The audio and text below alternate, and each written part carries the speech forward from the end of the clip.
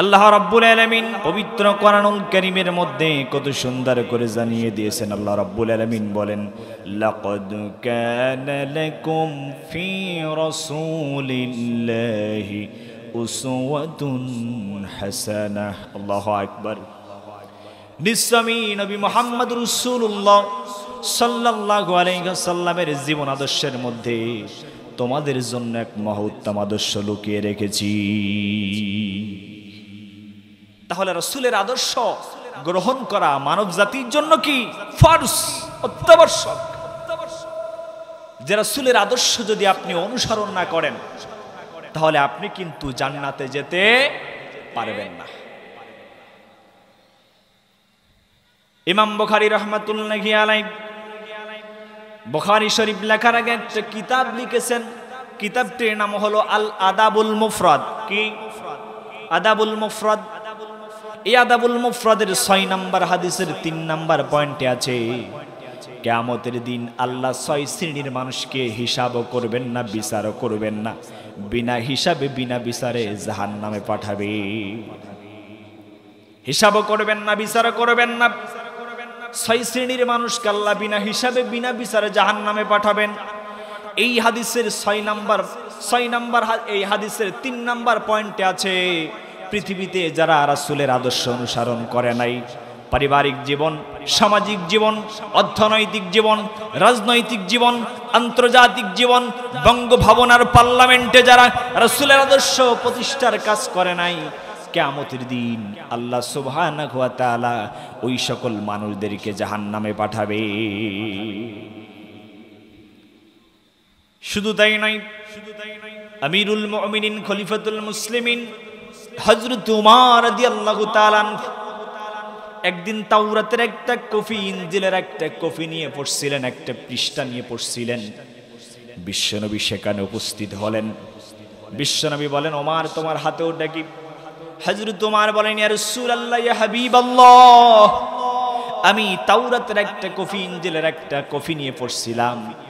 বিশ্বনবী বলেন, উমর, যেদিন থেকে আমি নবুয়াত পেয়েছি, আল্লাহ তাআলা যেদিন থেকে আমার উপরে এই নবুয়াত দিয়েছেন, এই দিনের পর থেকে কেউ যদি মুসা নবী, ঈসা নবীর মতো জলিলুল কদর নবীদের কেউ অনুসরণ করে, আমি নবী এই মুহূর্তে ঘোষণা দিলাম, কিয়ামতের দিন আল্লাহ তাদেরকে সরাসরি জাহান্নামে পাঠাবে। চিন্তা করেন, মুসা নবী, ঈসা নবীর মতো জলিলুল কদর নবী যেন তেন নবী নয়, যে মুসা আলাইহিস সালাম আল্লাহর সাথে কথা বলতেন। শুধু তাই নয়, আল্লাহ তাআলা মুসা আলাইহিস সালাম কেমন সব মুজিজা দান করেছিলেন। মুজিজা স্বরূপ তার একটা লাঠি দিয়েছিলেন। কি লাঠি?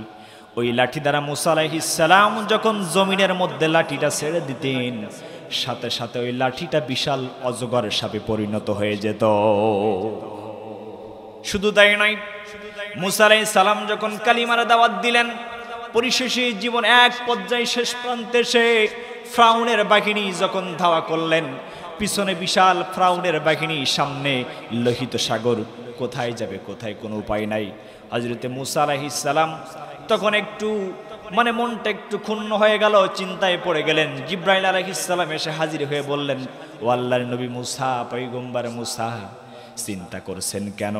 আর করেন না চিন্তা, আপনার হাতে যে লাঠি আছে, লাঠিখানা দিয়ে শুধুমাত্র সাগরের পানির মধ্যে একটু আঘাত করো। মুসা আলাইহিস সালাম আঘাত করলেন যখন, ওই লোহিত সাগরের মধ্যে আল্লাহ বনী ইসরাইলের 12টি গোত্রের জন্য 12টি রাস্তা প্রবাহিত করে দিলেন। ঠিক তখন সেই মুসা নবী, আরেকজন হলো ঈসা নবী। আল্লাহর অশেষ কুদরতে পৃথিবীতে যত পয়গম্বর এসেছেন, প্রত্যেকটা পয়গম্বরের মধ্যে হযরত ঈসা আলাইহিস সালাম ছিলেন একটু ভিন্ন প্রকৃতির পয়গম্বর। প্রত্যেকটা পয়গম্বর ছাড়া একটু ভিন্ন ছিলেন। এই জন্য আল্লাহ তাআলা ঈসা আলাইহিস সালামকে তার অশেষ কুদরতের মাধ্যমে পিতা ছাড়া পৃথিবীতে পাঠিয়েছেন। শুধু তাই নয়, ওই ঈসা আলাইহিস সালামকে আল্লাহ তাআলা মুজিজা দান করেছিলেন। ঈসা আলাইহিস সালাম যখন জন্মান্ধ কোনো কুষ্ঠ রোগীর গায়ে হাত বুলাতেন, হাত বোলানোর সাথে সাথে আল্লাহ তাআলা তাকে ওই জন্মান্ধ এবং কুষ্ঠ রোগী থেকে তাকে ভালো করে দিতে। সেই মুসা নবী, ঈসা নবীর মতো জলিলুল কদর নবীদেরকে অনুসরণ করার ফলে যদি আপনাকে জাহান্নামে যাওয়া লাগতে পারে, তাহলে আপনি দুনিয়াতে কোন নেতার আদর্শ অনুসরণ করেছেন, কোন নেত্রী আদর্শ অনুসরণ করেছেন? রাসূলের আদর্শ প্রতিষ্ঠার বাদ দিয়া কোন পীরের আদর্শ প্রতিষ্ঠার কাজ করেছেন? আপনার নেতা, আপনার নেত্রী, আপনার পীর আপনাকে জাহান্নামে নিয়ে যেতে চায় নাকি জান্নাতে নিয়ে যেতে চায়, বিন্দু মাত্র কি একটু চিন্তা করে দেখেছে? সুতরাং যদি আদর্শ অনুসরণ করতে হয়, পৃথিবীতে একজন নেতার আদর্শ অনুসরণ করতে হবে, তিনি হলেন মুহাম্মদ রাসূলুল্লাহ সাল্লাল্লাহু আলাইহি ওয়াসাল্লাম। আপনি রাসূলকে কেন আদর্শ অনুসরণ করবেন? রাসূলকে কেন নেতা হিসাবে মানবেন? রাসূলের আদর্শ আপনি কেন গ্রহণ করবেন? তাফসীরের মধ্যে 9টি পয়েন্ট পাওয়া যায়। প্রথম নম্বরের পয়েন্ট হলো রাসূলের গোটা জীবন মানব জাতির কাছে পরিষ্কার। রাসূলের গোটা জীবন কি মানব জাতির কাছে পরিষ্কার। কিছুক্ষণ আগে আমার ভাই আলোচনা করছিলেন, তিনি সহকারে, আমি হুজুর সহকারে, আর যারা অতিথি আছে সকলে আমরা যারা আছি, আমাদের কেউ কারোর বাল্য জীবন সম্পর্কে অবগত নয়। ইমাম সাহেব যে কথা বলছিলেন, তিনি ছোট্টবেলা থেকে কিভাবে লালিত পালিত হয়েছেন, তিনি জীবনে একটা মিথ্যা কথা বলেছেন কিনা, বলেছেন কি বা নাও বলেছেন, এটা আমার কাছে অবগত নয়। আপনারাও জীবনে কোনোদিন মিথ্যা কথা বলেছেন কি বলেন নাই, এটাও আমার কাছে অবগত নয়, কারণ কেউ কারোর বাল্য জীবন সম্পর্কে কারোর কাছে কোনো পরিষ্কার নয়। কিন্তু আজকে আমরা এমন একজন মহান নেতার কথা বলছি, এমন একজন মহামানবীর কথা বলছি, যার চরিত্রের সার্টিফিকেট, তিনি জীবনে তো একটা মিথ্যা কথা বলেন নাই, এবং তার চরিত্রের সার্টিফিকেট দুনিয়ার কোনো মানুষ নয়। চরিত্রের সার্টিফিকেট যিনি দিয়েছেন বলেন তিনি কে? রব্বুল আলামিন বলেন, ওয়া ইন্নাকা লাআলা খুলুকিন আযীম। হে রাসূল, আমি আপনাকে আযীম এমন মহান চরিত্র দান করেছি, মানুষ কিয়ামত পর্যন্ত শুধু আপনার চরিত্র অনুসরণ অনুকরণ করবে, এর শুরু থেকে শেষ পর্যন্ত খুঁজে পাবেন না। কোন সুবহানাল্লাহ। এই যে আযীম শব্দটি আল্লাহ তাআলা পৃথিবীতে যত পয়গম্বর পাঠিয়েছেন, কোন পয়গম্বরের নামের আগে পরে আল্লাহ তাআলা আযীম শব্দটি ব্যবহার করেন নাই। গোটা কোরআন গবেষণা করলে দেখা যায় রব্বুল আলামিন একবার হযরতে ঈসা আলাইহিস সালামকে ডেকেছিলেন গোলামিন হাকিম, আমার জ্ঞানী বান্দা। হযরতে ইসমাঈল আলাইহিস সালামকে রব্বুল আলামিন একবার ডেকেছিলেন গোলামিন হালিম, আমার সহনশীল বান্দা। কিন্তু আপনার আমার নবীকে রব্বুল আলামিন ডেকেছেন খুলুকিন আযীম। আযীম এমন মহান চরিত্র দিয়েছি, পৃথিবীর মানুষ কিয়ামত পর্যন্ত আপনার চরিত্র নিয়ে অনুসরণ অনুকরণ করবে, শুরু থেকে শেষ পর্যন্ত খুঁজে। যে রাসূলের চেহারার দিকে তাকালে সাহাবীদের জীবনের ক্ষুধাও পর্যন্ত নিবারণ হয়ে যেত। সুবহানাল্লাহ বলবেন না? একদিনের ঘটনা, হযরতে আলী রাদিয়াল্লাহু তাআলা আনহু বিশ্বনবীকে তালাশ করার জন্য রাসূলের বাড়িতে চলে গেলেন। সালাম দিলেন, আসসালামু আলাইকুম ইয়া রাসূলুল্লাহ। ভিতর থেকে কোনো জবাব আসলো না। কিছুক্ষণ পর মা খাদিজা রাদিয়াল্লাহু তাআলা আনহা সালামের জবাব দিয়ে বললেন, কে বাবা আলী? ও বাবা আলী, তুমি কি জন্য এসেছো? হযরতে আলী বলেন, ও মা, আমি অত্যন্ত ক্ষুধার্ত, ক্ষুধার যন্ত্রণায় ছটফট করতেছিলাম, এই জন্য বিশ্বনবীর কাছে ছুটে এসেছি। হযরতে আলীর কথা শুনে মা খাদিজা রাদিয়াল্লাহু তাআলা আনহা বলেন, ও বাবা আলী, তুমি অত্যন্ত ক্ষুধার্ত, ক্ষুধার যন্ত্রণায় ছটফট করতেছ, খাবারের জন্য রাসূলের কাছে ছুটে এসেছ, কিন্তু রাসূল তো নিজেই না খেয়ে আছেন, রাসূল তোমাকে কেমনে খাবার দিবে? রাসূল তোমাকে কেমনে খাবার দিবে? মা খাদিজা রাদিয়াল্লাহু তাআলা আনহার কথা শুনে হযরতে আলী রাদিয়াল্লাহু তাআলা আনহা বলেন, হযরতে আলী রাদিয়াল্লাহু তাআলা আনহু বলেন, ও মা, আমি অত্যন্ত ক্ষুধার্ত, ক্ষুধার যন্ত্রণায় ছটফট করতেছিলাম, ক্ষুধার যন্ত্রণায় ছটফট করতেছিলাম, কিন্তু আমি খাবারের জন্য রাসূলের কাছে আসে নাই, আমি রাসূলের চেহারাটা একটু দেখার জন্য এসেছি। আমি আলী যখন ক্ষুধার্ত হই, ক্ষুধার যন্ত্রণায় ছটফট করতে থাকি, মসজিদ নববীতে ছুটে যাই, দূর থেকে যখন বিশ্বনবীর নূর মাখা চেহারাটা দেখতে পাই, আমি আলী আমার জীবনের সমস্ত ক্ষুধাগুলো নিবারণ হয়ে যায়। যে রাসূলের চেহারার দিকে তাকালে সাহাবীদের জীবনের ক্ষুধা নিবারণ হয়ে যেত। না জানি আমার রাসূল কত সুন্দর চরিত্রের মানুষ ছিলেন, কিন্তু দুঃখ লাগে, কষ্ট হয়। সেই রাসূলের চরিত্র নিয়েও বাংলার জমিনের কিছু নাস্তিক কুলাঙ্গার রাসূলের চরিত্র নিয়েও বাজে মন্তব্য করেছিল। কথা বলেন ঠিক না বেঠিক? রাসূলের চরিত্র নিয়ে যারা বাজে মন্তব্য করবে, রাসূলের চরিত্র নিয়ে যারা বিন্দুমাত্র ত্রুটি পোষণ করবে, নিঃসন্দেহ বুঝতে হবে অবৈধ মায়ের অবৈধ সন্তান ছাড়া আর কিছু নয়। যে রাসূলের চরিত্র ছাড়া, যে রাসূলের সার্টিফিকেট ছাড়া আপনি আমি জান্নাতে কি যেতে পারবো? তাহলে যে কথা বলতেছিলাম, সংক্ষিপ্ত সময় রাসূলকে আপনি কেন অনুসরণ করবেন? প্রথম নাম্বারের পয়েন্ট চলে গেল, রাসূলের গোটা জীবন মানব জাতির কাছে পরিষ্কার। দুই নাম্বার পয়েন্ট, পৃথিবীতে এমন কাউকে আপনি পাবেন না যার আদর্শ অনুসরণ করলে আপনার জীবনের গুনাহ মাফ পাবেন না। কিন্তু রব্বুল আলামিন বলেন, তোমরা যদি এমন একজন মহামানবের আদর্শ যদি অনুসরণ করতে পারো, তাহলে তোমাদের জীবনের গুনাহগাতাগুলো আমি আল্লাহ মাফ করে দেব। কন্যা সুবহানাল্লাহ। রব্বুল আলামিন বলেন, কুল ইন কুনতুম তুহিব্বুনাল্লাহা ফাত্তাবিউনি ইউহিব্বুকুমুল্লাহ ওয়া ইয়াগফির লাকুম যুনুবাকুম ওয়াল্লাহু গফুরুর রহিম। কুল হে রাসূল, আপনি বলে দিন, ইন কুনতুম তুহিব্বুনাল্লাহ, তোমরা যদি আল্লাহকে ভালোবাসতে চাও, ফাত্তাবিউনি, তবে আমি রাসূল আগে আমাকে অনুসরণ করতে হবে। আল্লাহ তাআলা কিন্তু এতে রাসূলকে ভালোবাসার কথা বলেন নাই, রাসূলকে অনুসরণ করার কথা বলেছেন। কারণ আপনি যদি শুধু রাসূলকে ভালোবাসেন, রাসূলকে ভালোবেসেই কিন্তু আপনি কোনোদিন কখনো জান্নাতে যেতে পারবেন না। রাসূলকে যদি শুধু ভালোবেসেই জান্নাত পাওয়া যায়, তাহলে রাসূলের চাচা আবু তালিবকে তো আগেই জান্নাত দিতে হয়, ঠিক না? কারণ রাসূলের চাচা আবু তালিব রাসূল কেমন ভাবে ভালোবেসেছেন, নিজে কাঁধে করে এক স্থান থেকে অন্য স্থানে নিয়ে গিয়েছেন। কোন কোন বর্ণনায় পাওয়া যায় নিজের সন্তান আলীর চাইতেও রাসূলকে বেশি ভালোবাসতেন। সেই রাসূলের চাচা আবু তালিব মৃত্যু বিছানায় যখন শায়িত হয়ে গেলেন, যেহেতু চাচা কষ্ট করে কোলে পিঠে করে কাফেরদের সমস্ত ষড়যন্ত্র থেকে বিভিন্নভাবে বিভিন্ন সময় তাকে হেফাজত করেছেন, রক্ষা করেছেন, জীবনের রক্তিম মুহূর্তে যখন চলে আসলো, রাসূল তার কাছে চলে গেলেন। চাচা, জোরে বলা লাগবে না, মুহাম্মাদুর রাসূলুল্লাহ বলা লাগবে না, শুধু একটু মাত্র বলুন লা ইলাহা ইল্লাল্লাহ। যদি আপনি এই কথাটা বলতে পারেন, কিয়ামতের দিন আমি আল্লাহর সাথে ঝগড়া করে হলেও আপনাকে জান্নাতে নিয়ে যাব। পাশে বসেছিলেন আবু জেহেল, আবু লাহাব, উতবা, শাইবা, তদানীন্তন মক্কার শীর্ষস্থানীয় নেতারা। বললেন, নেতা সারা জীবন বললে না লা ইলাহা ইল্লাল্লাহ মুহাম্মাদুর রাসূলুল্লাহ, এখন শেষ বয়সে এসে যদি মুহাম্মাদের কালিমা গ্রহণ করো, তাহলে পরবর্তী প্রজন্ম বলবে এ বেটা তো কাপুরুষ ছিল, এই জন্য জীবনের শেষ প্রান্তে সে কালিমা গ্রহণ করেছে।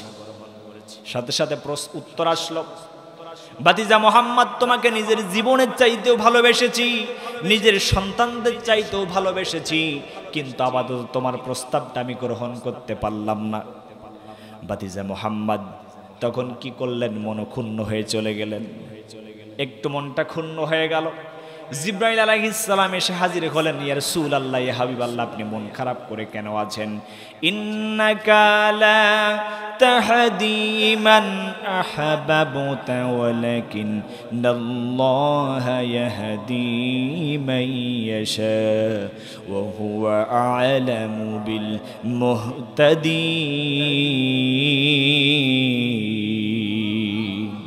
হে রাসূল, আপনি মন খারাপ করেন কেন? আপনার চাচা আপনাকে ভালোবেসেছে আমি জানি, কিন্তু তো আপনাকে অনুসরণ করে নাই, এই জন্য আমি আল্লাহ তাকে হেদায়েত দেই নাই। হেদায়েত কাকে দিব? আমি আল্লাহ। ওয়া হুয়া আ'লামু, ইসমে তাবদীলের সিগা, আমি আল্লাহ। হেদায়েত কাকে দিব? দুনিয়ার কেউ নয়, আমি আল্লাহ সবচাইতে বেশি ভালো জানি। সে আপনাকে ভালোবেসেছে, কিন্তু তিনি হেদায়েত পান নাই, হেদায়েতের তার মন নাই। পরিশেষে চাচা যখন মৃত্যুবরণ করলেন, চাচার কবরের পাশে যে একটু দোয়া করবেন, সে সময় জিবরাইল আলাইহিস সালাম হাজির হলেন। ইয়া রাসূলুল্লাহ, কার জন্য আপনি দোয়া করতে উঠছেন? তিনি তো মুশরিক ছিলেন, তিনি আপনাকে অনুসরণ করেন নাই। তাহলে কি বুঝলেন? রাসূলকে শুধু ভালোবেসেই কিন্তু জান্নাত পাওয়া যায়। রাসূলকে কি করতে হবে? অনুসরণ করতে হবে। কিন্তু ভালোবাসা এক জিনিস, অনুসরণ আর এক জিনিস। রাসূলকে সহজেই ভালোবাসা যায়। রবিউল আউয়াল মাস আসলে মসজিদে ভালোবাসার মানুষের অভাব পাওয়া যায় না, রাসূলের ভালোবাসার মানুষের অভাব পাওয়া যায় না। কিন্তু প্রকৃত করে নেওয়ালা রাসূলের অনুসরণের মানুষ যখন সমাজের মধ্যে বড়ই কঠিন, বড়ই পাওয়া বড়ই কঠিন হয়ে যায়। সমাজ ব্যবস্থায় যখন রাসূলের আদর্শের কথা বলা হয়, মানুষকে ন্যায় ইনসাফ ভিত্তিক, রাসূল সারা জীবন যে ন্যায় ইনসাফ ভিত্তিক সমাজ গঠনের কথা বলেছেন, সেই সমাজ গঠনের কথা যখন বলা হয়, যারাই রাসূলকে ভালোবেসেছে, রবিউল আউয়াল মাস আসলে ডেকচি ডেকচি খিচুড়ি পাকিয়ে যারাই খেয়েছে, তাদের কাছে ন্যায় ইনসাফ ভিত্তিক সমাজের কথা বললেই, রাসূলের আদর্শ ভিত্তিক সমাজের কথা বললেই ওই সকল মানুষরা আপনার বিরুদ্ধে মিথ্যা তহমত দিয়ে বছরের পর বছর কারারুদ্ধ জীবন যাপন করতে বাধ্য করেছে।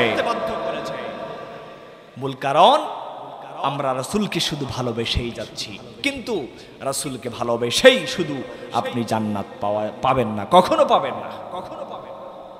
কিন্তু আবার একথা মনে প্রাণে নিয়েন না, আমি রাসূলকে ভালোবাসতে নিষেধ করছি। নিষেধ করছে নাকি? কারণ আমরা বলি এক, জনগণ শোনে এক, আগামীকাল চায়ের দোকানের সমালোচনা হবে আর এক, যে হুজুর আমাদেরকে রাসূলকে ভালোবাসার কথা নিষেধ করছে। আমি তো একথা বলছি না, আমি তো বলছি রাসূলকে ভালোবাসতেই হবে। ভালোবাসার মধ্য দিয়ে রাসূলকে কি করতে হবে? অনুসরণ করতে হবে, অনুকরণ করতে হবে। আপনার মধ্যে অনুসরণ নাই, আপনার সন্তানের মধ্যে রাসূলের অনুসরণ নাই, পা থেকে মাথা পর্যন্ত তাকিয়ে দেখুন, কোথাও সন্তানের কোনো জায়গায় অনুসরণ নাই। আপনার সন্তান মাথার মধ্যে অনুসরণ করছে, লিওনেল মেসির অনুসরণ করছে, কাকার অনুসরণ করছে, নেইমারের অনুসরণ করছে। কথা বলেন ঠিক না বেঠি? কোন অনুসরণ রাসূলের মধ্যে নাই।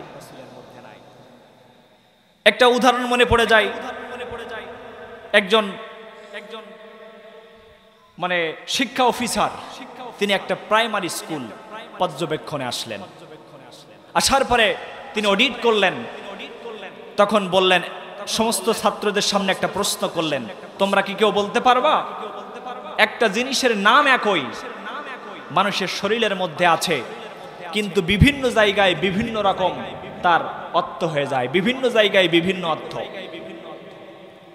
তখন সন্তান ছাত্র ছাত্রীরা বললেন, এক একজন হাত তোলেন, আমি বলতে পারবো। কেউ বললেন পানি, পুকুরে হয় পানি, নদীতে গেলে পানি, বিভিন্ন জায়গায় নাম এক হয়, বিভিন্ন জায়গায় বিভিন্ন অবস্থায় হয়ে যায়। কিন্তু না, হঠাৎ করে আরেকজন ছাত্র বললেন, স্যার আমি পারবো, বলো। তাহলে বললেন, তখন তিনি বললেন মাথার চুল। বললে একটু ব্যাখ্যা দাও। বলল মাথায় থাকে, মাথায় হলে চুল, তার নিচে নামলে হয় ভুরু, তার নিচে নামলে হয় গোপ, তার নিচে নামলে হয় দাড়ি। অফিসার যিনি আছেন তিনি বলছেন, বাবা তুমি যে পর্যন্ত নেমেছো ওই পর্যন্ত থাকো, ওর নিচের আর নামার দরকার নাই। তাহলে কি বুঝলেন? আজকে সমাজ ব্যবস্থায় মানুষদের মধ্যে প্রকৃতভাবে রাসূলের আদর্শ নাই, অনুসরণ নাই, শুধু রাসূলকে আমরা ভালোবেসেই যাচ্ছি। কিন্তু না, চলুন একটু সাহাবীদের জীবনী তালাশ করে আসি। সাহাবাই কেরাম কেমন রাসূলকে ভালোবেসেছেন, কেমন অনুসরণ করেছেন। উসুতুল কাবার মধ্যে এসেছে ৫ম হিজরি, মতান্তরে ৪র্থ হিজরি একটা যুদ্ধ সংগঠিত হয়েছিল। যুদ্ধটার নাম হলো জাতুর রিকা। কি? জাতুর রিকা। এই যুদ্ধে মুসলমানদের সৈন্য সংখ্যা ছিল ৪০০, মতান্তরে ৮০২টা মত পাওয়া যায়। আল্লাহর নবী, বিশ্ব নবী মুহাম্মদ রাসূলুল্লাহ সাল্লাল্লাহু আলাইহি ওয়াসাল্লাম এই যুদ্ধে তিনি স্বয়ং নিজেই নেতৃত্ব দিয়েছিলেন। কন্যা সুবহানাল্লাহ। জাতুর রিকা, দুই উপত্যকার মধ্যবর্তী যুদ্ধ। রাসূল নিজেই এই যুদ্ধে নেতৃত্ব দিয়েছিলেন। মুসলমানদের সৈন্য সংখ্যা ছিল ৪০০, মতান্তরে ৮০০। বিশ্বনবী যুদ্ধে জয়লাভ করলেন, কিন্তু আল্লাহর নবীর আদান মোবারক ছিলেন বিশ্বনবী যখন কোন যুদ্ধে জয়লাভ করতেন তিনি ওই রাত্রে তার নিজ দেশে অবস্থান করতেন না, নিজ বাসাতে অবস্থান করতেন না। সিদ্ধান্ত অনুযায়ী আল্লাহর নবী সন্ধ্যা যখন ঘনিয়ে আসলো দূরে কোনো এক স্থানে তাঁবু গাড়লেন, সাহাবীদেরকে তাঁবু গাড়ার নির্দেশ দিলেন। সাহাবায়ে কেরাম তাঁবু নির্মাণ করলেন, খাবার খাদ্য রেডি করলেন। আল্লাহর নবী বিশ্বনবী মুহাম্মদ রাসূলুল্লাহ সাল্লাল্লাহু আলাইহি সাল্লাম তাঁবুর মধ্যে অবস্থান করলেন, সমস্ত সাহাবীদেরকে নিয়ে খানা খালেন এবং নিজে খেলেন, সকলকে খাওয়ালেন। আল্লাহর নবী বিশ্বনবী তখন পরিশেষে খানা খাওয়ার পরে তিনি সাহাবীদেরকে নির্দেশ করলেন, সাহাবীরা শোনো, আজকে এই রাত্রে আমার তাঁবুটা পাহারা দেওয়ার জন্য দুইজন সাহাবীকে নিযুক্ত করতে হবে। তোমরা কে আসো? দুইজন সাহাবী কে আসো? আমার তাঁবুটা পাহারা দিতে হবে।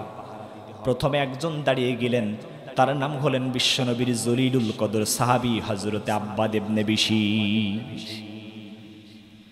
দ্বিতীয় আরেকজন দাঁড়িয়ে গেলেন, নাম হলেন হযরতে আম্মার ইবনে ইয়াসির। দুইজন সাহাবী নিযুক্ত হয়ে গেলেন।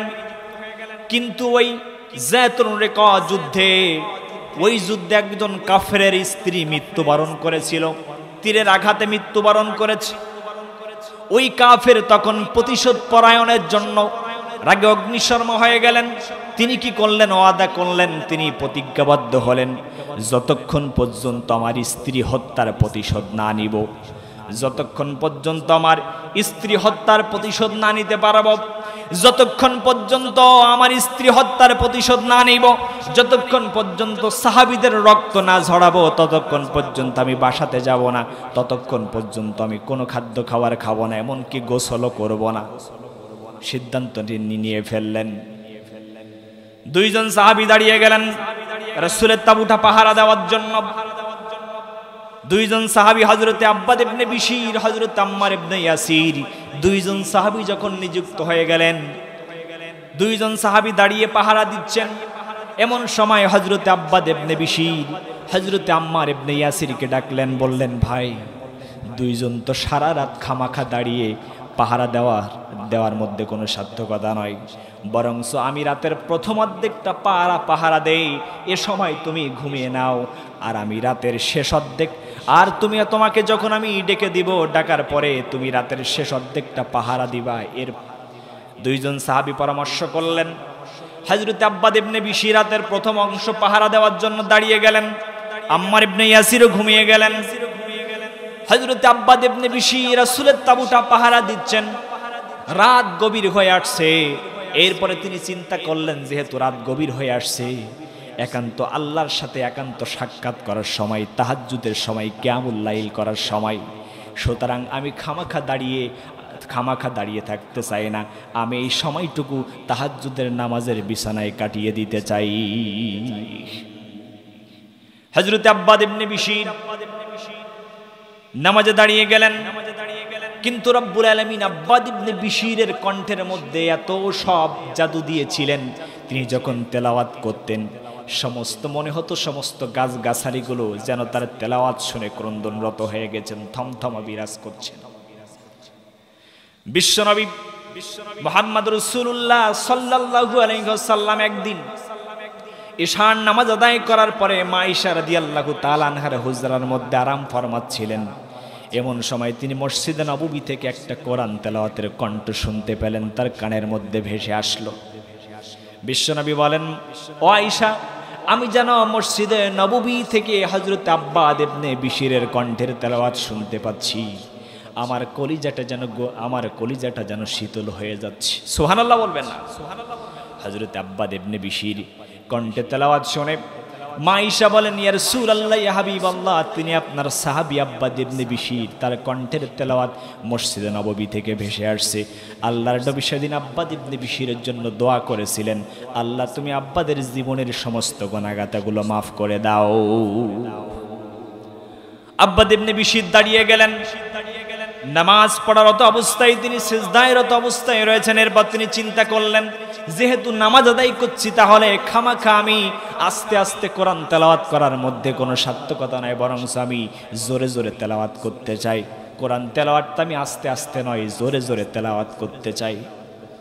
জোরে জোরে তেলাওয়াত করলেন। তিনি চিন্তা করলেন, আমি যদি জোরে জোরে নামাজে কোরআন তেলাওয়াত করি, তাহলে কাফেরেরা যখন আসবে, যদি আক্রমণ করতে আসে, তারা বলবে, তারা বুঝতে পারবে, তারা অনুধাবন করতে পারবে, তারা অনুধাবন করবে, তারা মনে করবে মুহাম্মদ সাল্লাল্লাহু আলাইহি সাল্লাম এবং তার সাহাবীরা এখনো পর্যন্ত ঘুমা নাই, তারা জেগে আছে। এই জন্য তাদের কাছে যাওয়া যাবে না, আক্রমণ করা যাবে না। তিনি তেলাওয়াত জোরে জোরে তেলাওয়াত করতে লাগলেন। তার কণ্ঠের তেলাওয়াত শুনে আকাশ বাতাস মুখরিত হতে লাগলো, আকাশ বাতাস মুখরিত হতে লাগলো। হযরত আব্বাদ ইবনে বিশির রাদিয়াল্লাহু তাআলা আনহু তেলাওয়াত করতে লাগলেন।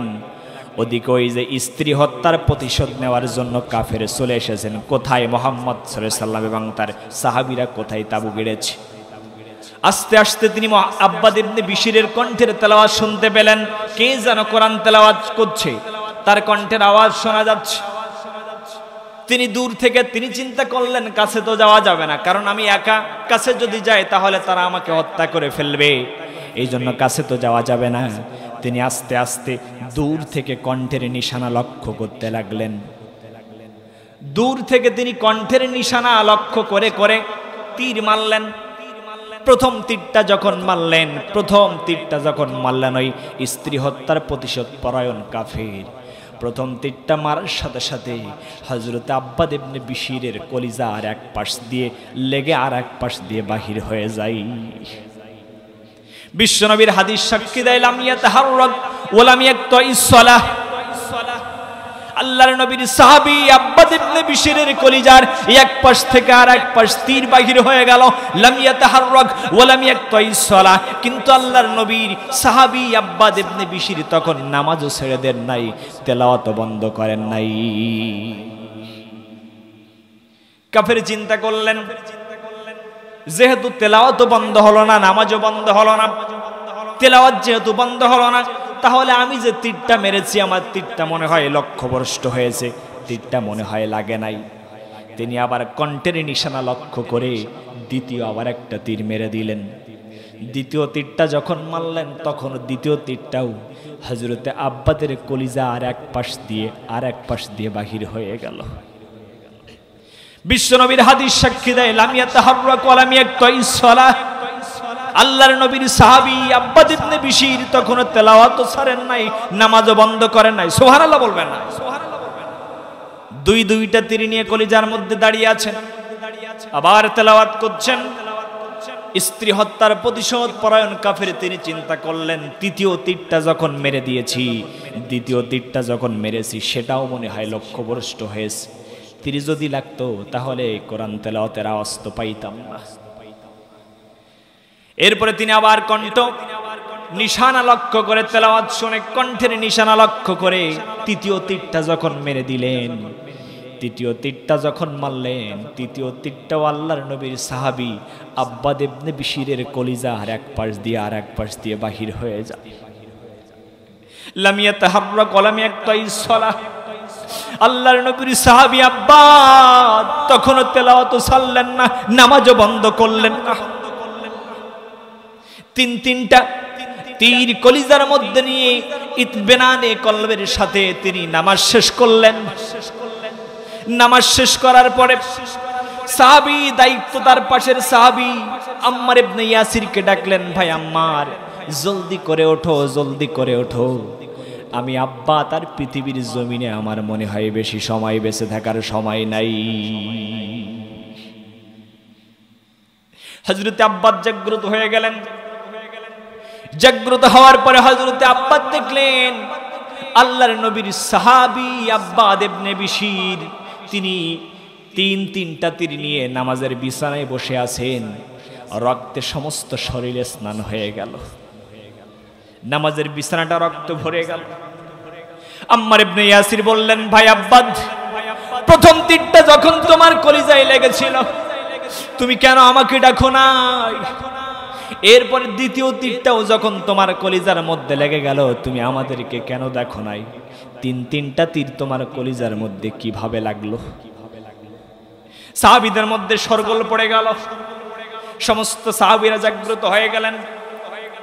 হযরত আব্বাদ ইবনে বিশির রাদিয়াল্লাহু তাআলা আনহু তখন সাহাবীদেরকে ডেকে বললেন, ভাই আল্লাহর নবীর সাহাবীরা শোনো, আমি বিশ্ব নবীর কদম মোবারককে সামনে রেখে নামাজরত যখন আমি ছিলাম, আল্লাহর নবীর কদম মোবারককে সামনে রেখে নামাজ আদায় করতে করতে আমি এতই মজা পাচ্ছিলাম, কাবার মালিক আল্লাহর নামের কসম করে বলছি, তিনটা তীর আমার কলিজার মধ্যে লাগলো, এক পাশ দিয়ে আর এক পাশ দিয়ে বাহির হয়ে গেল, আমি আব্বাদ বিন্দু মাত্র ব্যথা বেদন অনুভব করতে পারে নাই। এটাই ছিল সাহাবীদের ভালোবাসা, এটাই ছিল সাহাবীদের অনুসরণ। সাহাবীরা রাসূল কেমন ভালোবেসেছেন, এমন ভাবে অনুসরণ করেছেন, প্রয়োজন যখন হয়েছে নিজের জান এবং মাল আল্লাহর পথে কুরবান করে দিতে তারা বিন্দুমাত্র কুণ্ঠাবোধ করে নাই। কিন্তু আপনি আমি রাসূলের, আপনার আমার মধ্যে রাসূলের ভালোবাসার কোনো অভাব নাই, কিন্তু আপনার আমার মধ্যে রাসূলকে অনুসরণ না করার ফলে, প্রকৃত রাসূলের অনুসরণ না থাকার পরে আজকে গোটা পৃথিবীর শুধু মুসলিম জাতি নয়, সেই মুসলমানদের কলিজার টুকরা সেই রাসূলকে নিয়ে পৃথিবীতে এখনো পর্যন্ত বাজে মন্তব্য করার সাহস পাই। কথা বলেন ঠিক না বেঠিক?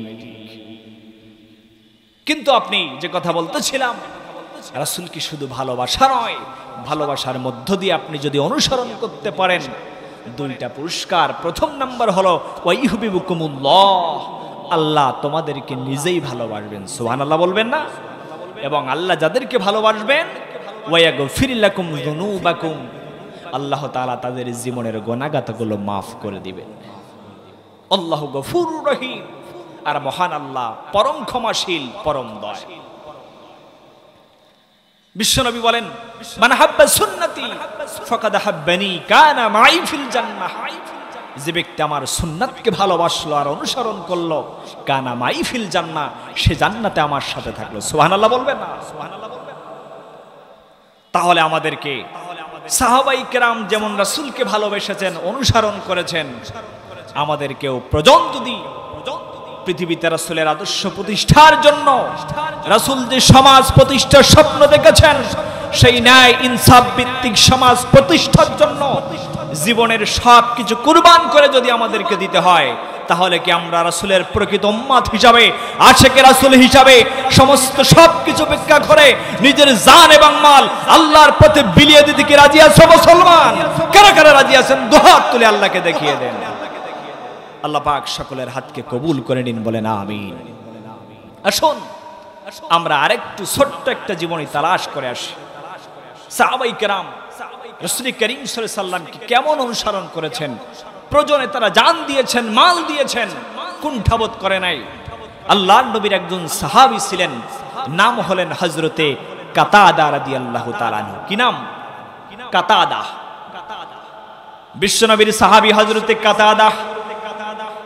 আল্লাহর নবী যখন উহুদ যুদ্ধে অংশগ্রহণ করলেন, সংক্ষিপ্তভাবে বলতে চাই, আল্লাহর নবী যখন উহুদ যুদ্ধে অংশগ্রহণ করলেন, কিন্তু উহুদ যুদ্ধে কিছু সংখ্যক সাহাবী রাসূলের আদেশ অমান্য করার কারণে, ওই যে গিরিপথে 50 জন তীরন্দাজ নিযুক্ত করে দিয়েছিলেন, ওই 50 জন তীরন্দাজ তারা রাসূলের কথা, নেতার আদেশ কথা অমান্য করার ফলে পরিশেষে খালিদ বিন ওয়ালিদ সেখান থেকে ঢোকার পরে আতর্কিতভাবে যে আক্রমণ করলেন, যে আঘাত করলেন, পরিশেষে রাসূল ছত্রভঙ্গ হয়ে গেলেন। উহুদের ময়দানে সংঘাত অবস্থায় পড়ে রইলেন। তাদেরকে দেখভাল করার জন্য রাসূলের বডিগার্ড হিসাবে, তার সামনে ঢাল হিসাবে দাঁড়িয়ে গেলেন আল্লাহর নবীর সাহাবী হযরতে কাতাদা রাদিয়াল্লাহু তাআলা আনহু। কিতাবের মধ্যে, তার জীবনীর মধ্যে পাওয়া যায়, হযরতে কাতাদার শরীরে 1 নয় 2 নয় 93টা অস্ত্রের আঘাত লেগেছিল। শরীরে এমন কোনো জায়গা নাই হযরতে কাতাদার গায়ে আঘাত লাগে নাই, তীরের আঘাত লাগে নাই, বর্ষার আঘাত লাগে নাই, তবুও তিনি রাসূলের সামনে ঢাল হয়ে দাঁড়িয়ে গেলেন, রাসূলকে আঘাত করতে দিবেন না। পরিশেষে জীবনের একটা শেষ প্রান্তে এসে, একেবারে শেষ প্রান্তে এসে কাফেররা হযরতে কাতাদা রাদিয়াল্লাহু তাআলা আনহুর চক্ষু লক্ষ্য করে যখন তীর মারলেন, প্রথম তীরটা যখন হযরতে কাতাদার চোখে লাগলো, তার একটা চোখ সেখান থেকে বাহির হয়ে এসে তার সোয়ালের মধ্যে ঝুলতে লাগলো। দ্বিতীয় তীরটা আবার আরেকটা তীর যখন কাফেররা লক্ষ্য করে হযরতে কাতাদার চোখে মারল, কাতাদার চোখ সেখান থেকে বাহির হয়ে তার গন্ডাদেশ পর্যন্ত ঝুলে আসলো। দুইটা চোখ ঝুলে যুদ্ধ শেষ হয়ে গেল। রাসূল যখন হুঁশ ফিরে আসলেন, রাসূল করিম সাল্লাল্লাহু আলাইহি সাল্লাম দেখলেন কাতাদার শরীরে রক্তে অস্ত্রের আঘাত, সমস্ত শরীরটা তিনি অস্ত্রের আঘাতে জর্জরিত হয়ে আছেন, কিন্তু তার চোখ দুইটা গন্ডাদেশ পর্যন্ত ঝুলে আসছে। হযরত কাতাদা বলেন, ইয়া রাসূলুল্লাহ, ইয়া হাবিবাল্লাহ, যে চোখ দিয়ে আমি বেঁচে থাকবো, কিন্তু চোখ দিয়ে যদি রাসূলুল্লাহর চেহারাটা না দেখতে পাই, সে কাতাদার পৃথিবীতে বেঁচে থাকার মধ্যে কোনো সার্থকতা নাই।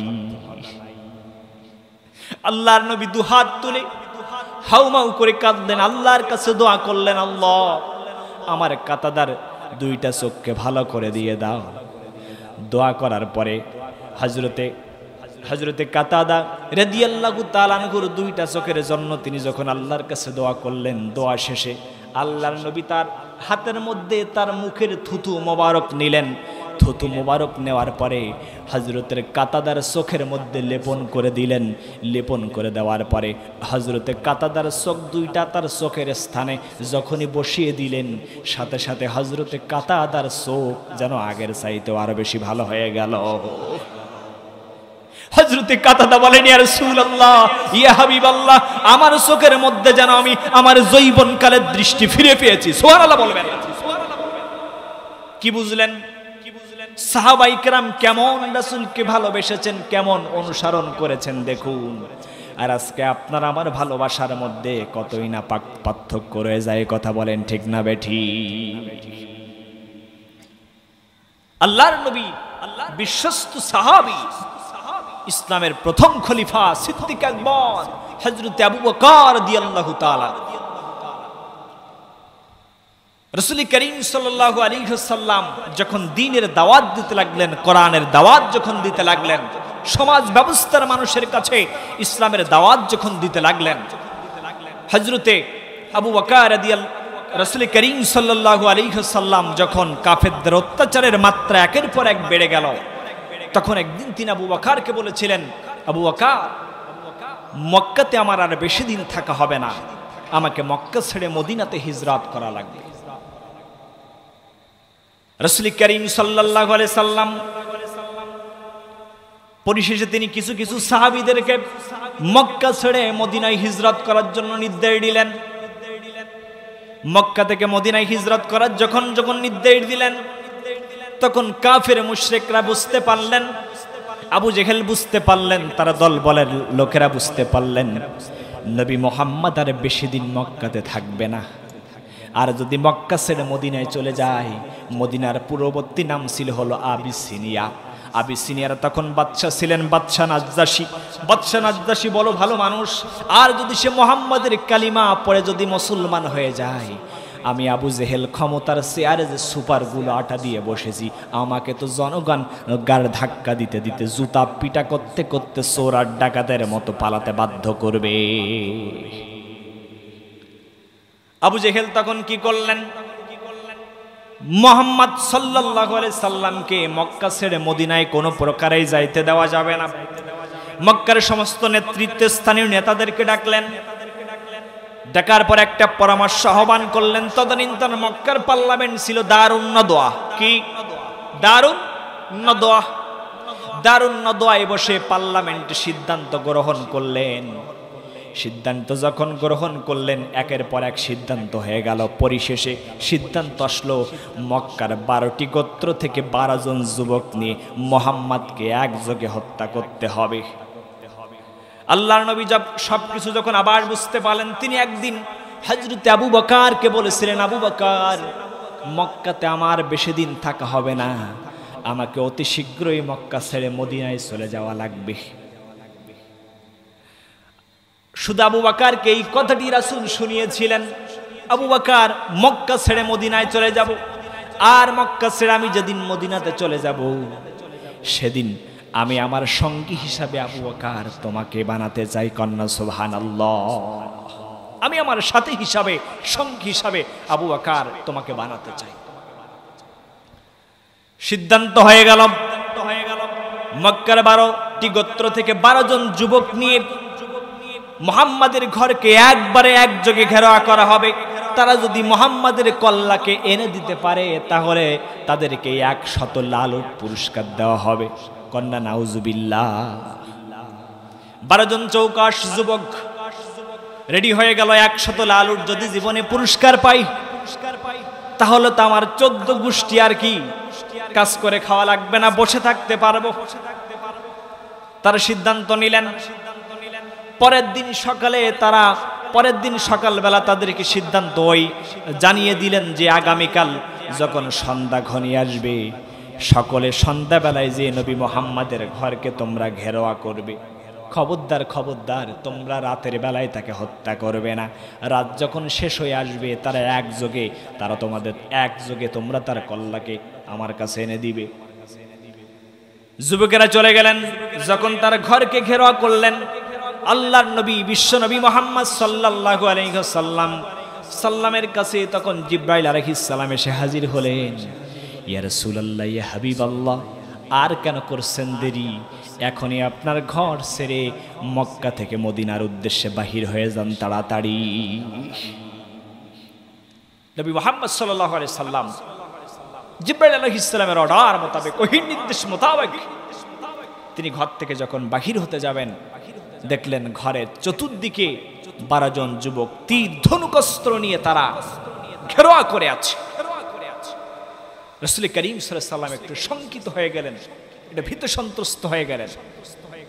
সাথে সাথে জিবরাইল আলাইহিস সালাম এসে আবার হাজির হয়ে গেলেন। ইয়া রাসূলুল্লাহ, ইয়া হাবিবাল্লাহ, আপনি কেন চিন্তা করছেন?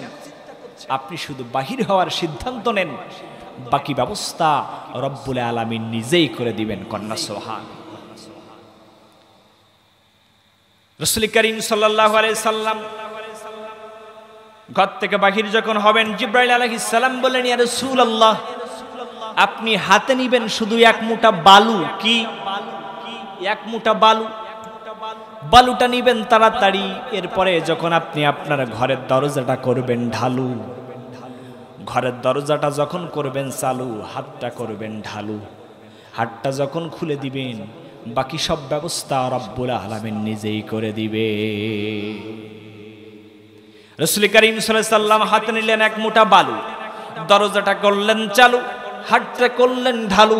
হাতটা যখন ঢালু করলেন, মুহূর্তের মধ্যে একটা ঝড় এসে একটা বাতাসের মাধ্যমে ওই বালুকণাগুলো ওই 12 জন যুবকের চোখের মধ্যে প্রবেশ করিয়ে দিলে। যুবকেরা যখন চোখের মধ্যে বালু প্রবেশ করলো তখন তারা নিজের জান বাঁচানোর জন্য ব্যস্ত হয়ে গেল। ওরা আগে নিজের জান বাঁচায় পরে মুহাম্মদকে হত্যা করলো। কারণ পৃথিবীতে আপনি যত বড় শক্তিশালী যোদ্ধা হন না কেন, চোখের মধ্যে যদি আপনার বালু যায় আপনি কি আর স্থিরভাবে দাঁড়িয়ে থাকতে পারবেন? পারবেন। যুবকেরা ব্যস্ত হয়ে গেল চতুর্দিকে। শুধু তাই নয়, ইতিহাস সাক্ষ্য দেয় এক একটা যুবকের চোখের মধ্যে যেন বালুকণার আঘাত করে না, অ্যাটম বোমার চাইতেও শক্তিশালী জিনিস তাদের চোখের মধ্যে আঘাত করেছে। যুবকেরা চোখ বাসানোর জন্য যখন ব্যস্ত হয়ে গেলেন, রাসূল করিম সাল্লাল্লাহু আলাইহি সাল্লাম নিজ বিছানার মধ্যে তার জামাতা ইসলামের চতুর্থ খলিফা হযরতে আলী রাদিয়াল্লাহু তাআলা আনহু শায়িত রাখলেন। কন্যা সুবহানাল্লাহ। হযরতে আলীকে শায়িত রাখলেন, বললেন, আলী, আমি মক্কা ছেড়ে মদিনার উদ্দেশ্যে চলে যাচ্ছি, কিন্তু মক্কার সমস্ত মানুষের ধন দৌলতগুলো আমার কাছে গচ্ছিত আছে, নামে নামে লিপিবদ্ধ করা আছে। আমি চলে যাওয়ার পরে সকলের অধিকারগুলো সকলের কাছে সঠিকভাবে তুমি ফিরিয়ে দিও। কন্যা সুবহানাল্লাহ। কি বুঝলেন? রাসূল শিক্ষা দিয়ে যাচ্ছেন কিভাবে অন্যের আমানত ফিরিয়ে দিতে হয়, জনগণের আমানত কিভাবে ফিরিয়ে দিতে হয়। আজকে আমরা সেই হিজরতের ঘটনা শুনি, কাঁদি, শিক্ষা গ্রহণ করতে পারি না বলে যত দিন যাচ্ছে ততই যারা চোর ছিল 5 বছর পরে তারা ডাকাতে পরিণত হয়ে যাচ্ছে। ঠিক কি না? জনগণের মাল নিজে আত্মসাৎ করতে করতে রডের বদলে বাঁশ ঢুকিয়ে দিচ্ছে। কথা বলেন ঠিক না বেঠি? শিক্ষা গ্রহণ করো। রাসূলের হিজরতি জীবন থেকে রাসূল শিক্ষা দিচ্ছেন যার আমানত তার কাছে ফিরিয়ে দিও। কারণ মক্কার সকলের মানুষের কাছে এমনকি আবু জেহেল পর্যন্ত বিশ্বাস করত নবী মুহাম্মদ সত্য নবী, নবী মুহাম্মদ সত্য নবী, তিনি যা বলছেন এটাই ঠিক, কিন্তু তিনি মানতেন না। ক্ষমতার আসনে সমাসীন থাকার জন্য, টিকে থাকার জন্য, কথা বলেন ঠিক না বেঠিক? নবী মুহাম্মদ রাসূলুল্লাহ সাল্লাল্লাহু আলাইহি ওয়াসাল্লাম তিনি ঘর থেকে বাহির হয়ে গেলেন। প্রথমে তিনি কার বাড়িতে গিয়েছিলেন? হযরতে আবু বকর। আমি যে কথা আপনাদেরকে বোঝাতে যাচ্ছিলাম, সাহাবায়ে কেরাম কেমন রাসূলকে অনুসরণ করেছেন, কেমন ভালোবেসেছেন, একটু চিন্তা করুন। হযরতে আবু বকরের বাড়িতে যখন গেলেন, গভীর রাত্রে বাড়িতে যাওয়ার পরে হযরতে আবু বকরের বাড়ির দরজার কাছে যখন আসলেন, আস্তে আস্তে শুধু দরজার মধ্যে একটা আঘাত করলেন, একটা টোকা দিলেন। আঘাত যখন করলেন, আঘাত করতে দেরি হলো, কিন্তু হযরতে আবু বকরের দরজাটা খুলতে দেরি হলো না। রাসূল অবাক দৃষ্টিতে তাকিয়ে রইলেন, আবু বকর, গভীর রাত্রে আমি তোমার বাড়িতে এসেছি, আমি তো তোমাকে বলি নাই আমি কোন দিন, কিভাবে, কখন, কোন সময় আমি হিজরত করব। আমি শুধু বলেছিলাম তোমাকে আমি হিজরতের সাথী বানাবো। কিন্তু আবু বকর কিভাবে? দরজা ঘাত করতে দেরি হলো, কিন্তু দরজাটা খুলতে দেরি হলো না। ও আবু বকর, ও আবু বকর, একটুখানি বিষয়টা আমাকে বলে দাও, আমি তো বুঝতে পারছি না।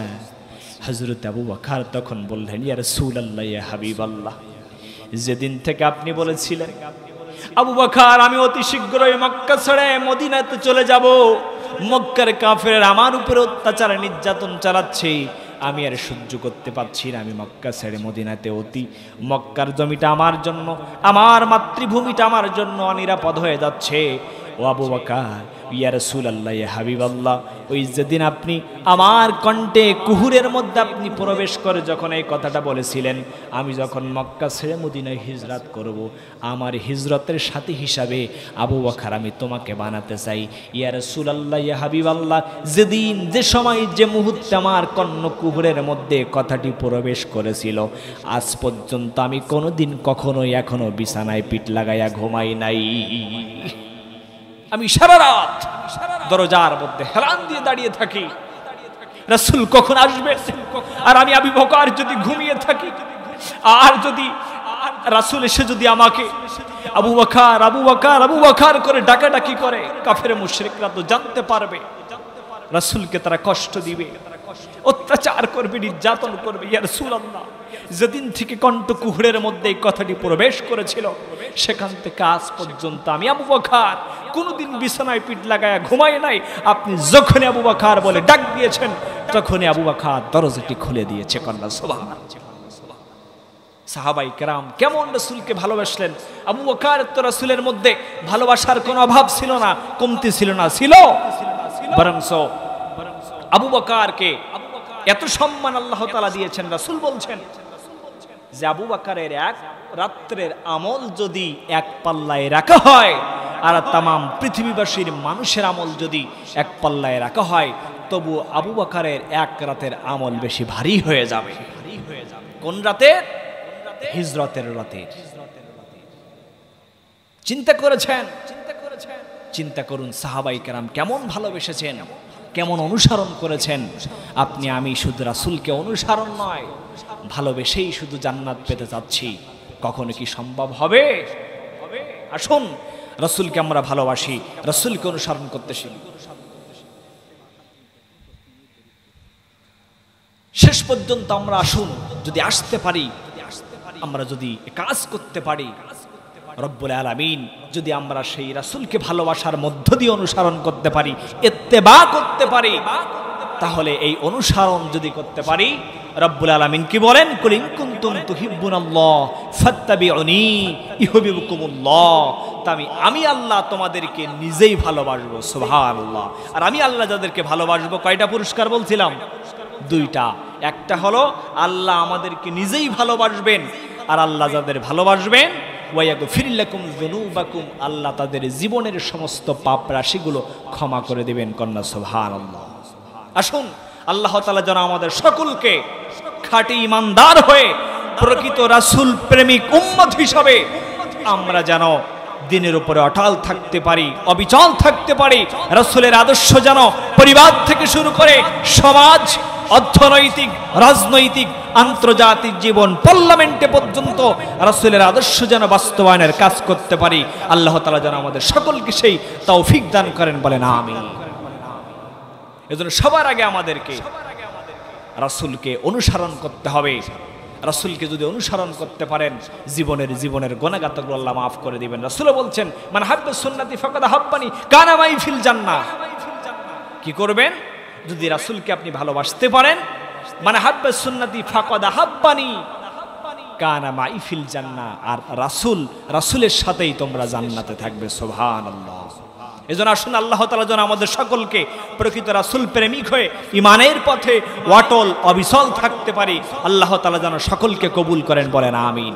কারণ আপনি পৃথিবীতে সব করেছেন, কিন্তু আপনি ঈমান আনেন নাই। কি ঈমান আনেন নাই?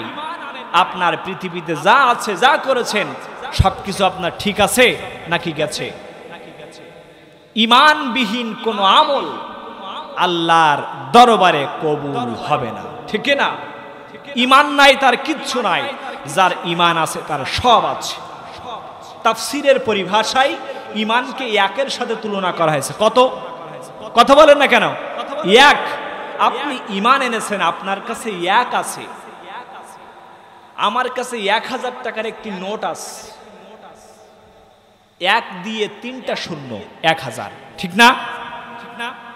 এখন গভর্নমেন্ট যখন এটি তৈরি করছে, এক দেওয়ার পরে যে 3টা শূন্য, তারা একটা না দিয়ে আরো 2টা শূন্য বাড়িয়ে দিয়েছে। ওই টাকাটির কি কোনো দাম আছে? কথা বলতে হবে, কথা বলেন না কেন? আমার কথা বুঝতে পারছেন না? টাকাটির কোনো দাম আছে না। আপনার হাতে যখন পড়বে আপনি বলবেন টাকাটি কি টাকা? জাল টাকা, জাল। একবিহীন যেমন ওই টাকাটির কোনো দাম নাই, আপনি যদি ঈমান এনে এক না অর্জন করতে পারেন কোন আমল, আল্লাহ। কিন্তু আপনি ঈমান এনেছেন, এক অর্জন করেছেন, এরপরে যত আমল করবেন, আমলে সলেহ করবেন, নেক আমল করবেন, একের পর এক, একের পিছনে অটোমেটিক শূন্য আকারে যোগ হয়ে যাবে। কন্যা সুবহানাল্লাহ। চিন্তা করুন একটু, দেখুন ঈমানবিহীন কোন আমলের কেমন দাম নাই। বর্তমান পৃথিবীর সবচাইতে ধনী ব্যক্তি হলো উইলিয়াম বিল গেটস। কি? William Bill Gates, Mark Allen, Mark Zuckerberg, পৃথিবীর সবচাইতে ধনী ব্যক্তি তারা। বর্তমান বিজ্ঞান বলছেন আগামী 30 সাল নাগাদ গোটা পৃথিবীতে যে প্রযুক্তি আসতে যাচ্ছে, এই প্রযুক্তি হলো মার্ক এলিনের প্রযুক্তি, ইলন মাস্কের প্রযুক্তি। Elon Musk, Mark Allen, William Bill Gates, Mark Zuckerberg সহ তাম পৃথিবীর ওই সকল ধনী ব্যক্তিরা যদি তারা ঘোষণা দেয়, আমাদের তো বহু অর্থ আছে, টাকা আছে, সম্পদ আছে, নিজেরাই জানে না কত মিলিয়ন, বিলিয়ন, ট্রিলিয়ন, অক্ট্রিলিয়ন তারা সম্মানে মালিক হয়ে গিয়েছে, অর্থের মালিক হয়ে গিয়েছে, তারা হিসাব নাই। ওই William Bill Gates, Mark Allen, Elon Musk যদি ঘোষণা দেয় আগামীকাল থেকে পৃথিবীর 57টির অধিক মুসলিম রাষ্ট্র, প্রত্যেকটা রাষ্ট্রে আমি একটা করে মসজিদ নির্মাণ করে দিব, একটা করে মাদ্রাসা নির্মাণ করে দিব। সিদ্ধান্ত অনুযায়ী মসজিদও নির্মাণ করলেন, মাদ্রাসাও নির্মাণ করলেন। এখন একটু বলুন তো দেখি, ওই Mark Allen, Elon Musk, William Bill Gates, Mark জুকারবার্গের আমল নামায় সওয়াব হলো কয়টা? জোরে বলেন, জোরে বলেন। একটাও না। কারণ কি? তিনি ঈমান আনে নাই, ঈমান নেই তার। কিন্তু আপনি যদি ঈমান আনতে পারেন, ঈমান আনার পরে যদি হালাল উপার্জন থেকে যদি সামান্য কিছু দান করতে পারেন, বিশ্বনবী বলেন একজন ঈমানদার বান্দা, মুমিন বান্দা যখন তার হালাল রিজিক থেকে যদি কোনো খুরমা, একটা খুরমা পরিমাণ সমপরিমাণ অর্থ মানুষকে দান করে, কোনো ইয়াতিমকে দান করতে যায়, ওই সামান্য ছোট্ট খেজুরটা কোনো ইয়াতিমের পাত্রে পড়ার আগে রব্বুল আলামিন বিয়ামিনি তার নিজের ডান হাতখানা বিছায়া দেয়। কিন্তু এই উইলিয়াম বিল গেটস तमाम পৃথিবীর সেরা ধনী, অর্থ সম্পদ যতই দান করুক না কেন, আল্লাহ তার অর্থ সম্পদের দিকে বিন্দু মাত্র ফিরেও তাকান না। আল্লাহর কাছে ঈমানবিহীন আমলের কোনো দাম নাই, যা কিছু আছে কোনো দাম নাই। শুধু তাই না, একটু চিন্তা করুন, একজন ঈমানদারের দাম আল্লাহর কাছে কত বেশি, কত বেশি। বিশ্বনবী বলেন, লাউ আন্না হালাস সামাওয়াতি ওয়াল আরদা ইস্তারাকু, একজন ঈমানদার বান্দা যদি, একজন ঈমানদার বান্দাকে যদি কেউ অন্যায়ভাবে হত্যা করে, একজন ঈমানদার বান্দাকে যদি কেউ অন্যায়ভাবে নিরপরাধভাবে হত্যা করে, লাউ আন্না হালাস সামাওয়াতি ওয়াল আরদা ইস্তারাকু, আর সেটাতে যদি तमाम পৃথিবীর সমস্ত মাখলুক যদি অংশগ্রহণ করে, तमाम পৃথিবীর সমস্ত মানুষ যদি সেই অন্যায়ভাবে একজন মুমিনকে হত্যা করার পরে তারা যদি অংশগ্রহণ করে, বিশ্বনবী বলেন শাস্তি স্বরূপ আল্লাহ তাদের সকলকে জাহান্নামে ফেলে দেবে। একজন ঈমানদারের দাম আল্লাহর কাছে এত বেশি, একজন ঈমানদারের হত্যাকাণ্ডের কারণে আল্লাহ तमाम পৃথিবীর মানুষগুলোকে জাহান্নামে নিপতিত করবেন। কত বেশি আল্লাহর কাছে একজন ঈমানদারের দাম।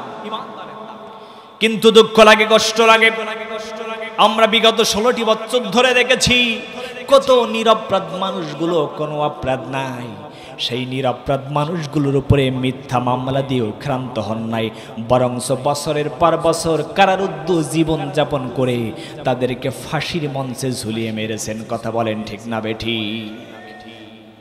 আজকের মাহফিলের সম্মানিত প্রধান অতিথি শুধু সাতক্ষীরা নয়, গোটা বাংলাদেশের আলেম জগতের উজ্জ্বল নক্ষত্র উস্তাজুল আসাতিজা জনাব হযরত মাওলানা মুফতি মুহাদ্দিস রবিউল বাশার হাফিজাহুল্লাহ, তিনি আমাদের মাঝে উপস্থিত হয়েছেন। আমরা একটু স্বাগত জানাই। লিল্লাহে তাকবীর, লিল্লাহে তাকবীর।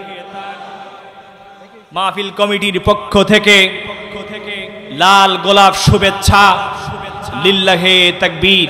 আজকে আপনাদের মাঝে আরেকজন উপস্থিত হয়েছেন, দেবহাটা উপজেলার ইসলামী আন্দোলন শহীদি কাফেলা বাংলাদেশ জামাত ইসলামী দেবহাটা উপজেলা শাখার সম্মানিত আমির জনাব হযরত মাওলানা ওলিউল ইসলাম সহ অন্যান্য যারা এসেছেন সকলকে আন্তরিকভাবে শুভেচ্ছা এবং অভিনন্দন জানাই।